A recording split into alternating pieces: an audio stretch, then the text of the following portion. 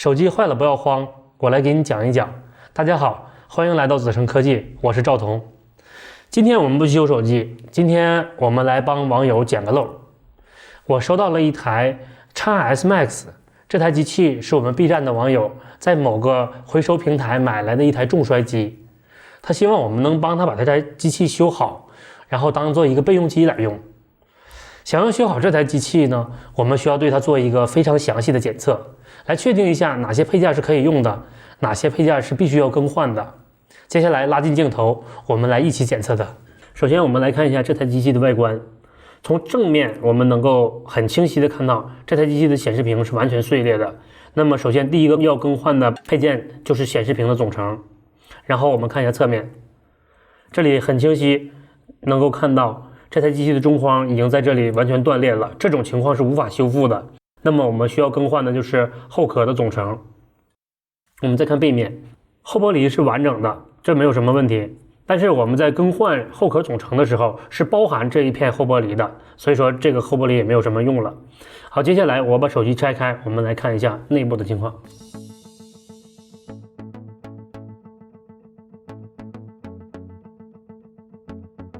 这台机器的屏幕我已经打开了，那我们能看到的呢，首先这个机器应该是没有被维修过，因为我没看到很明显的维修的痕迹。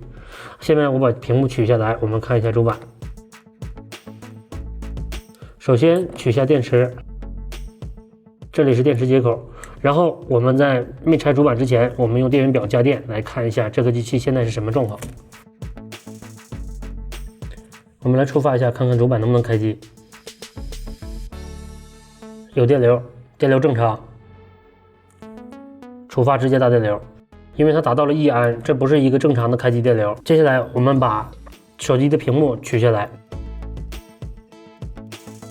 之后我来排除一下是不是由于外配，也就是说主板之外的配件损坏所导致的开机电流特别大。因为像这种情况，主像头在正好是受损的位置，有可能是由于相机启动了引起的直接达到1安的电流。我们再来一次实验，大家一起看。触发电流70、100、200、400、600、1.3。我觉得这个电流在这个时候手机可能是重启了。下面我用一块好的显示屏来试一下，这里是一块试机屏，我们来试一下，看看机器到底能不能开机进界面。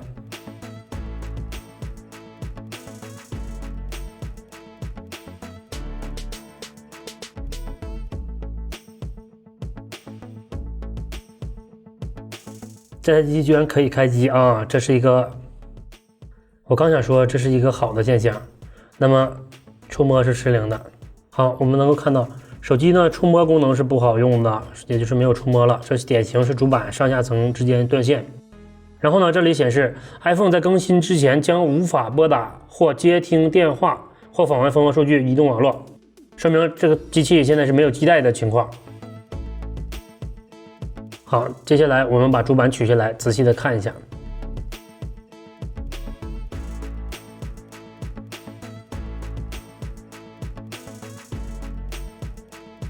我们先来观察一下这块主板，这块主板呢的确没有维修的痕迹，这应该是一个原装的机器，摔坏了之后呢，直接就这样卖了。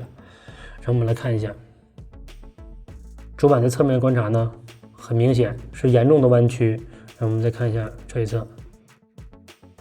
下一步呢，我们需要用加热台将主板上下层分开，然后再观察一下套件的情况。由于刚才我们也同时看到了机器没有基带，那么我们需要将主板分离，看一下基带的部分，基带 CPU 是有没有损坏。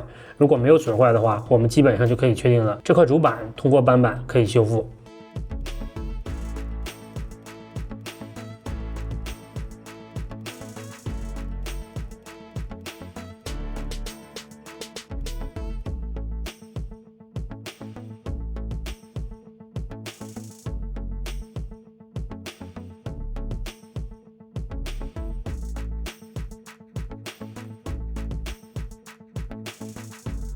主板我已经分开了，我们来看一下这台机器的最关键的位置，也就是它们基带的位置，看看基带 CPU 有没有什么问题。我先把这些胶给它刮下去。好的，现在基带 CPU 已经露出来了，目测问题不大。我来擦一下，状态非常好，没有碎裂的情况。在这个位置我们能看到的是马片，马片也没有碎裂的情况，基带 CPU 没有问题，马片也没有问题。我们再看一下上层，刚才呢，在我们试机的过程中，我们已经知道机器是可以开机的，那么主 CPU 应该问题不大。我们看一下，非常好。因为这台机器的主板啊，弯的位置在这里，也就是说从这个位置往上呢，是它最严重的位置，所以说 CPU 的部分呢没有受到什么损伤。再看一下背面硬盘的位置，硬盘上面有贴纸，我就不往下取了，应该也是很好的。接下来我们再来看一下这个机器的外配的情况。我们首先呢能看到，中框呢在这个位置已经完全断裂了，在这个位置，那么另一侧也同样是这样。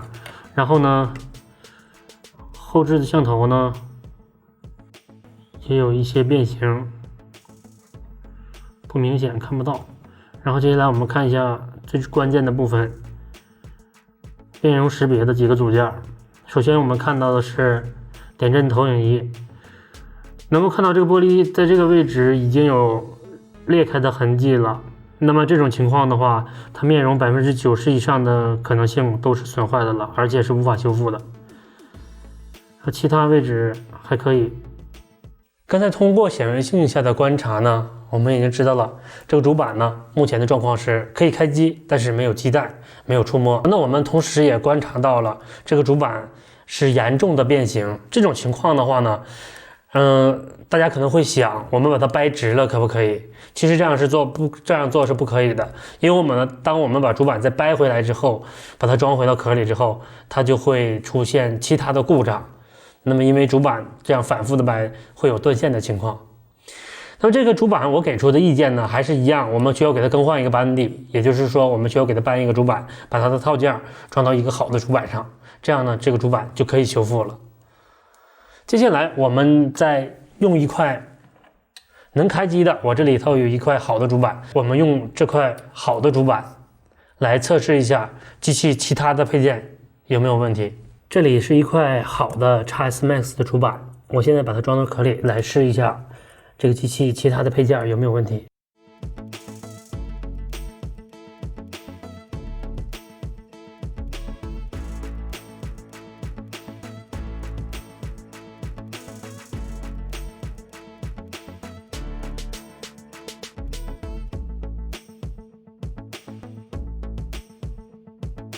由于这台机器呢可能是放置的时间太久了，那么它的电池已经没有电了，我们需要给它充一下电。同时呢，我们也可以测试了这个机器的电池是不是能够正常的充电。现在这台机器呢已经充开机了，那说明电池呢是可以正常工作的。但是开机之后呢，提示无法在此 iPhone 上激活面容 ID， 这是由于面容 ID 呢是与主 CPU 加密的，也就是说，在这块主板我们没有修复的情况下，我们是无法测试它的面容能不能正常工作的。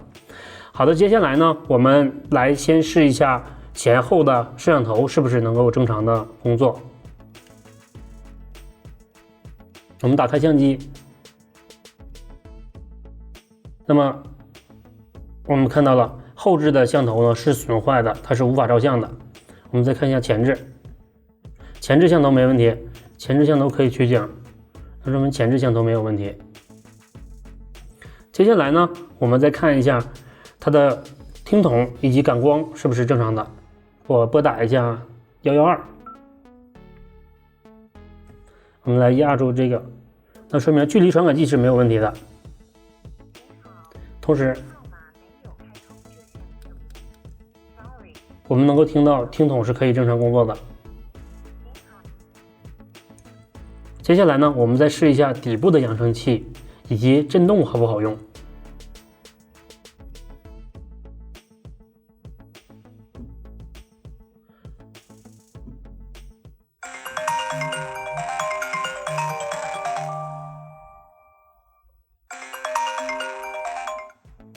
那么通过刚才的测试呢，我们听到了底部的扬声器呢是可以发出声音的，但是呢是有爆音的，说明底部扬声器是损坏的，也需要更换。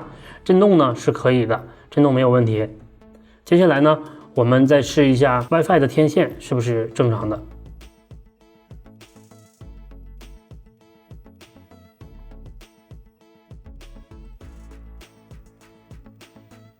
我们能收到 WiFi 的信号，说明 WiFi 的天线没有问题。刚才呢，我也拨打了112，说明手机的天线也是没有问题的。好，接下来呢，我再试一下它的边键是不是正常，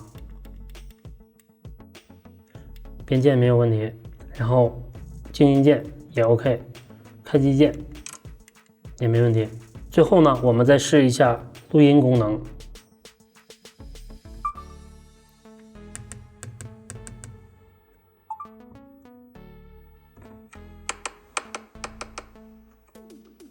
OK， 那就说明麦克风也是没问题的。好的，到这里呢，我们就已经测试好了这台机器的所有功能。那么想修好这台机器，所有需要更换的配件就有显示屏、主板、后置摄像头、底部扬声器，以及这台机器的后壳的总成。这台手机我已经检测完了，是一台原装机，没有维修过，这和平台的检测报告是一致的。对比很多网友的捡漏经历，这种原装机是很少见的。感谢网友对我们的信任，给我们检测并维修这台机器。